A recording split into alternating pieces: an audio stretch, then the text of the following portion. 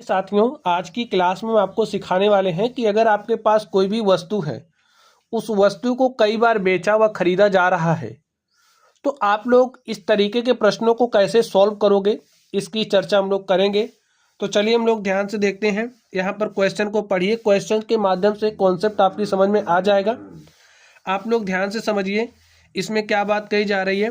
राम ने एक साइकिल 1000 रुपये में खरीदा और 20% का लाभ लेकर उसे श्याम को बेच दिया। श्याम ने 10% का घाटा सहकर उसे मोहन को बेच दिया।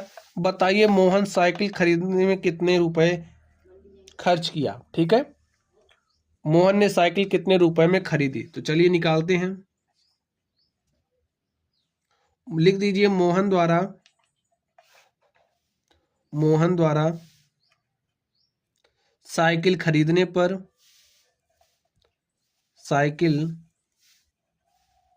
पर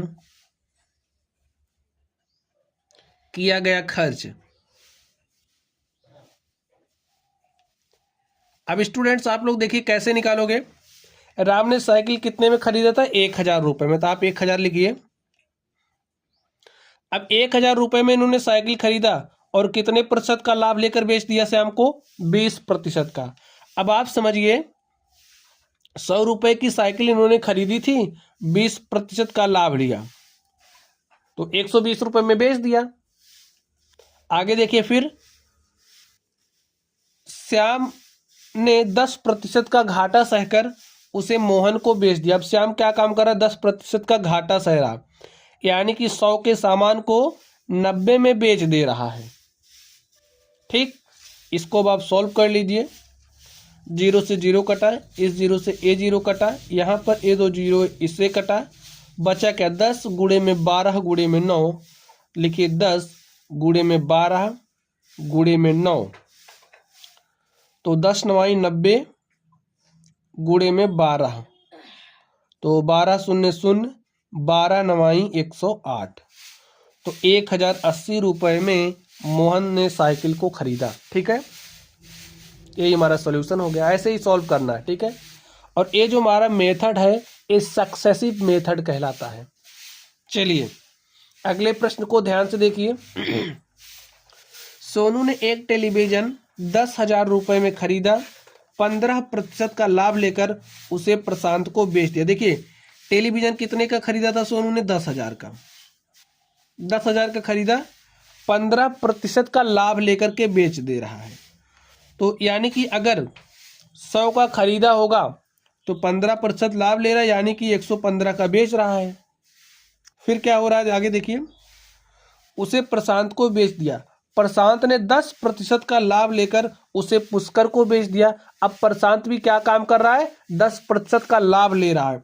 अब समझिए, अगर उसने 100 का खरीदा तो कितने का बेच रहा है? 110 का। 110 का बेच दिया, उसे पुष्कर को बेच दिया। बताइए पुष्कर ने टेलीविजन को कितने रुपए में खरीदा। तो यहाँ पर जो आएगा पुष्कर द्वारा टेलीविजन पर खर्च रुपया होगा, द्वारा टेलीविजन पर खर्च। ठीक है, सॉल्व कर लीजिए इसको। इस 0 से A0 कटा, इस 0 से A0 कटा, A2 0 इससे कट जाएंगे। इसको अब आप सॉल्व कर लीजिए। देखिए क्या मिलेगा आपको, सॉल्व करिए। यहाँ से 10 गुणे में 115,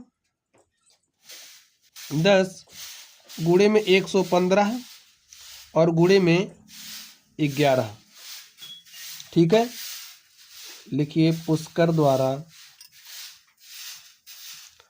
टेलीविजन पर खर्च आएगा यहाँ पर।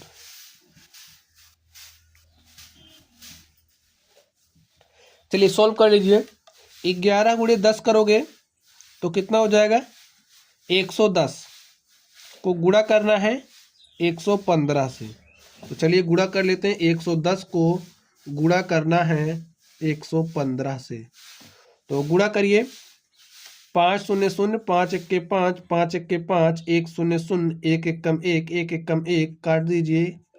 1 0 0, 1 1 कम 1 और 1 1 कम 1, यहाँ पर 0, 5 5 1 6 और कितना हुआ देखिए 1 1 2, और यहाँ पर 1, 12,650 रुपये। कितना आ गया? 12,650। पुष्कर ने टेलीविज़न पर कितना रुपया खर्च किया? 12,650 रुपये।